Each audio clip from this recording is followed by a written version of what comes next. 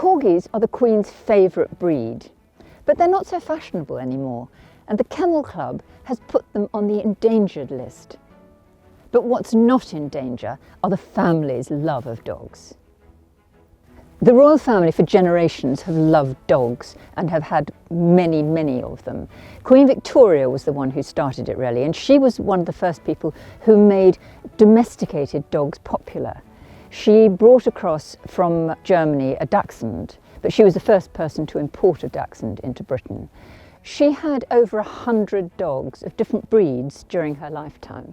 Edward VII, Queen Victoria's son, inherited his mother's love of dogs. He was the one who bought Sandringham House in Norfolk, and he built a kennel there for his dogs. He bred Clumber Spaniels, which were hunting dogs. When the Queen inherited Sandringham, the kennels that Edward VII had built had become dilapidated and were too expensive to restore. And so she built a new block of kennels that housed 40 dogs. And over the years, she's had an extensive breeding programme of Labradors and Spaniels. And she's one of the best and most experienced breeders of gun dogs in the country. The Queen's favourite breed, and which it has been since she was a child, is the corgi.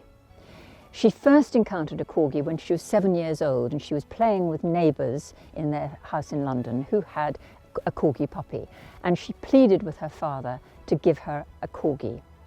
Now the doggy was created when Princess Margaret's Dachshund got together with one of her corgis behind a bush and produced this rather endearing puppy.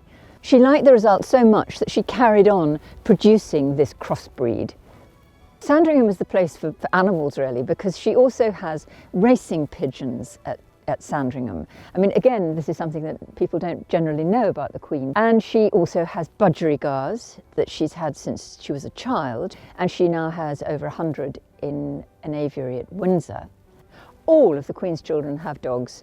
None of them have corgis. It's interesting that they haven't developed their mother's love of corgis. Prince Charles has had Labradors over the years, and then he moved on to Jack Russells, and he's now got 2 Jack Russells that actually belong to Camilla, who rescued them from Battersea Dogs and Cats Home.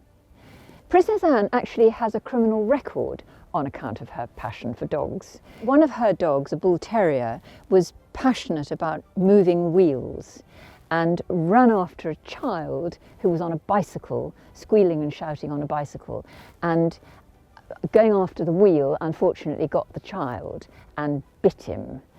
Anne hasn't had much luck with her dogs. There was another occasion when Princess Anne arrived at Sandringham for Christmas on Christmas Eve, and she arrived with her 3 bull terriers, and the Queen's corgis, who were inside the house, came racing down when they heard the door opening, and the dogs met in the doorway, and one of Anne's bull terriers savaged one of the Queen's corgis and damaged it so much that the next day it actually had to be put down.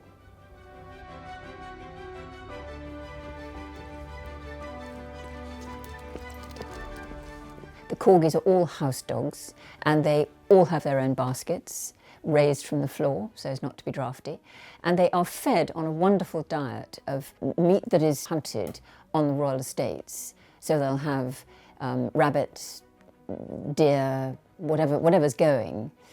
They don't eat off silver plates, as you might imagine. They have very practical sort of bowls like the rest of us have. These bowls are brought on a silver tray into the room where the Queen is waiting for them by a footman. The Queen then pours her own gravy mixture over the food and adds whatever homeopathic or herbal remedies each dog needs.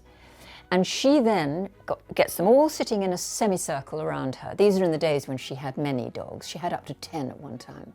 And she would get them all seated in a semicircle around her, and she would then, one by one, give the dogs their food, and not one ate their food until she gave the command. Since Queen Victoria's time, there has been a pet cemetery at Sandringham, and actually at their other residences as well.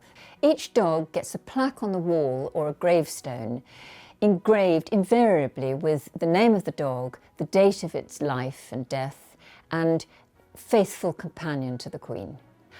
I've been writing about this family for nearly 40 years, but it was only when I started writing about the Queen's relationship with her dogs that I realised that this is where the Queen is at her happiest. And as one of her cousins, Lady Pamela Hicks, once said, the Queen is a very private person. She longs to be in a room with nobody else.